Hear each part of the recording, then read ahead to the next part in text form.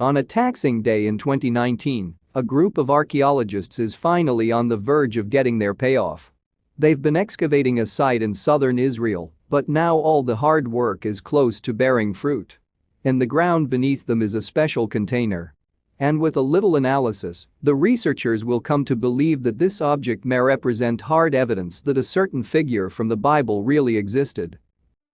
Archaeologists dug up a 3,100-year-old artifact that may prove the existence of a biblical figure. The experts that day had been working at a spot in the Shaharia forest, which itself sits in the Judean foothills. This whole region is of central historic and religious importance, as it's mentioned multiple times in the Old Testament. You can imagine, then, how exciting any new archaeological discovery from around there truly is. On this occasion, the researchers had found an old fragmented jug lying beneath the surface. To the untrained eye, perhaps, this discovery wouldn't seem so earth-shattering, but the experts knew different. So, they analyzed it in greater detail and soon reached a wild conclusion. This thing was definitely worth paying attention to. When they attempted to date the pot, the researchers discovered that it was phenomenally old. According to SmithsonianMag.com, it came from around the year 1100 BC, which had an interesting implication. This meant it traced back to the same period when a particular book of the Bible was written. The biblical text in question is the Book of Judges, which historians claim depicts events from around 1200 to 1050 BC. Given the timescales involved here, learning about such a period is really quite difficult. So, if this jug in the ground can help to shed light on that time, then it really is something special. The site where the archaeologists had been working is called Khirbet al-Ray, and it reportedly stretches out across roughly 4 acres. This is by no means the biggest site around, but it's nonetheless proving to be extremely important. Given the wider region where it sits, though, that maybe isn't too surprising. The area has a mind-bogglingly rich and fascinating history, after all. The jug found at the site appears to link the region with the Book of Judges. This is an important collection of writings from the Old Testament, which is thought to have been compiled sometime around 550 BC. This was during the period of the Babylonian exile, when many Jews were forced to leave Israel by the Babylonians.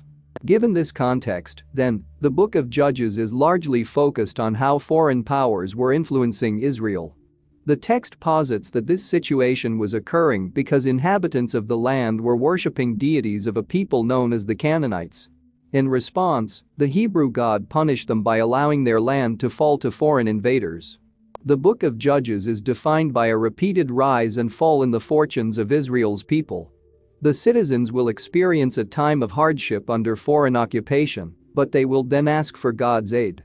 The Lord responds and helps them, and the cycle resets and continues. Contrary to the title of the biblical text's title, the story's focus wasn't on judges as we might think of them. Instead, they were actually sort of military leaders. This is reflected in the Hebrew term used to describe them, which is shafat. According to Encyclopedia Britannica, this more accurately translates to ruler rather than judge. The Book of Judges, then, tells the story of these leaders, who were known to be charismatic figures. The individuals apparently aimed to free Israel from its foreigner occupiers, so they were obviously considered to be pivotal figures of the society. And that's reflected in the central role played by them in the text. The judges were revered as the figureheads of the land of Israel. We can see this attitude expressed in a quote inscribed on an ancient tablet, which was uncovered back in 1929. The scribe in this case proclaims the importance of them, writing, "Our judge, above whom there is no one." Judges weren't elected to power, nor were they selected on the basis of familial bonds. These individuals were instead said to be chosen by God himself, who'd select them on the basis of their leadership skills. Apparently, it was a judge's job to mend the people of Israel's relationship with the Lord. The thing that most characterized the judges was their personal charm, which they would utilize in order to hold sway over people. In this way, charisma could be viewed as a sort of spiritual power to be wielded by the judges. It also ensured that they were able to keep people in line. Many people held the role of a judge at different points in time, though the Book of Judges itself is only concerned with a select few. These include figures like Deborah, Barak, Samson and Gideon. And it was thanks to them that the citizens of Israel were able to overcome their foreign oppressors. Deborah is one of the more notable judges who is mentioned in the biblical text. She was a seer, someone with an ability to see the future. Deborah also engaged in poetry, could interpret dreams, and apparently possessed a charm that seemed to have been gifted to her from God. Aside from Deborah, Gideon is a leader who features prominently in the book of Judges. He is said to have become a judge following a visit from an angel who'd been sent by God. Apparently, it was the Lord's wish that Gideon rule over the people of Israel and help them drive away their foes. If his name is anything to go by, Gideon may have been a formidable judge. Translated from Hebrew, the name means something like destroyer or mighty warrior, though another translation is feller of trees. Aside from that, though, Gideon has also been mentioned in the Bible as a prime example of a faithful individual. Gideon occupies a prominent role in the book of Judges, but we can't exactly say how accurate the text's description of him is. The same goes for the wider details contained in the text, as genuine archaeological evidence from the period when it was written is lacking. Things may now have changed, though. The jug that experts uncovered in southern Israel in 2019 may represent genuine evidence of Gideon's existence. If that's the case, then it would be the first discovery of its kind. Basically, the artifact dates back to the time when he was active, and it bears some script on its surface. Experts think this says Jerubbaal, which was a nickname for Gideon. Speaking to the Times of Israel, an expert from George Washington University explained that this translation of the text on the jug is probably accurate. Christopher Ralston told the newspaper in July 2021, "The reading Jerubbaal is the most logical and reasonable reading, and I consider it quite definitive. I would hasten to add that this script is well known and nicely attested, so we can read it with precision." On the other hand, historian Michael Langlois was more reluctant to jump to conclusions. From his point of view, the writing on the jug isn't entirely clear to read, so it should be treated with skepticism. He said, "The inscription is fragmentary, which calls for caution." In any case, the discovery of the jug represents progress in an archaeological project that has been taking place since 2015. It is being led by people from the Israel Antiquities Authority, the Institute of Archaeology at the Hebrew University of Jerusalem, and Macquarie University in Sydney, Australia. Though this particular item may be up there with the best finds in all that time. The Kerbet Rai site has actually been subject to archaeological probes since the 19th century. Back then, experts from Britain were behind the work. But in 2015 it was decided by an entirely different team to go there and start working again. They clearly understood how important the area was. The jug pretty much justifies this decision, as it could be a really important discovery. It has a roughly 1-liter capacity, and the item looks like it may once have been used to hold special liquids. According to the experts, it could have stored oil, medicine or maybe even perfume back in its day. Thanks to modern testing techniques such as radiocarbon-14 dating, the archaeologists reportedly managed to trace the jug back to the year 1050 BC. Moreover, analysis of its makeup led to the conclusion that it had been created in the same region where it was found. It's clear, then, that a lot of information can be figured out with these sophisticated analytical methods.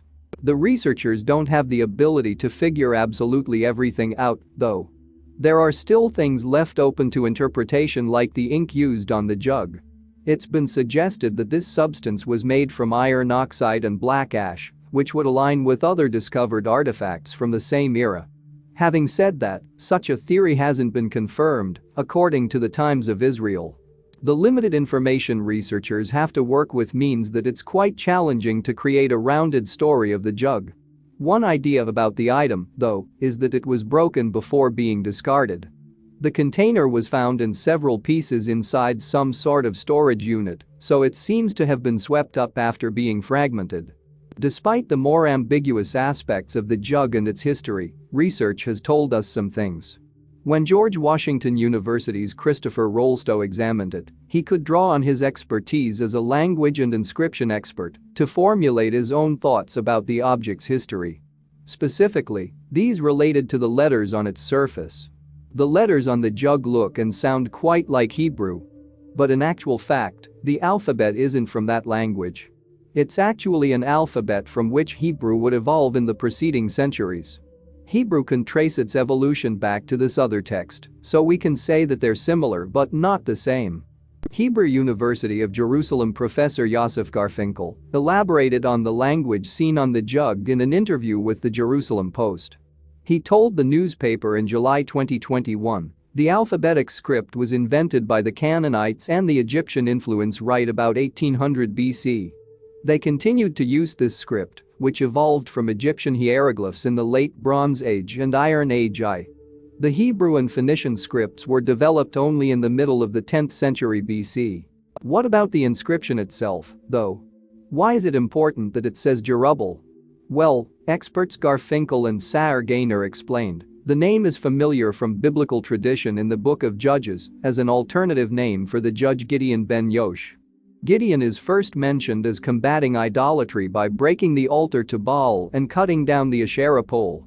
In biblical tradition, he is then remembered as triumphing over the Midianites, who used to cross over the Jordan to plunder agricultural crops. The archaeologists went on, according to the Bible, Gideon organized a small army of 300 soldiers and attacked the Midianites by night near Mai and Herod. In view of the geographical distance between the Shephelah and the Jezreel Valley, this inscription may refer to another Jerubbaal and not the Gideon of biblical tradition. Although the possibility cannot be ruled out that the jug belonged to the judge Gideon. In any event, the name Jerubbaal was evidently in common usage at the time of the biblical judges. If this jug really is linked to Gideon, then it would be an unprecedented development. Hard evidence from the biblical judges era is almost unheard of, so that's why the inscription on the jug has caused such a stir. It's a discovery that might finally shed light on an otherwise murky history. How historically accurate the Bible is has been subject to scholarly debate for a long time. But this jug might just confirm the existence of Gideon, which would imply the book of Judges is in some way truthful to reality. That's an important discovery, in that it backs up the Bible as being a somewhat trustworthy source. Even if the jug didn't belong to the judge Gideon himself, the item is still important. It might simply be evidence of people from that time passing on stories with the help of objects. Maybe the inscription on the cup was a way of protecting the memory of Gideon and passing it on to future generations. Aside from everything else, the jug and its inscription have helped experts gain an insight into how language spread around the region all those thousands of years ago. In an article in the Times of Israel, the inscription is described as a textual bridge for the transition from the Canaanite to the Israelite and Judahite cultures. Michael Langlois told the newspaper, for decades, there were practically no inscriptions of this era and region. To the point that we were not even sure what the alphabet looked like at that time. There was a gap. Some even argued that the alphabet was unknown in the region, that there were no scribes, and that the Bible must therefore have been written much later. Discoveries such as this jug are so valuable in helping historians to figure out what was going on in Israel at the time when the Old Testament was being put together. In this specific case, we can catch a glimpse of how language was preserved as eras and civilizations evolved and changed. Yep, it's a telling discovery. Reflecting on the jug and its implications, Langlois concluded, these inscriptions are still rare, but they are slowly filling the gap. They not only document the evolution of the alphabet, they show that there was in fact continuity in culture, language and traditions. The implications for our understanding of biblical history are vast and exciting. Thanks for watching, and don't forget to like and subscribe.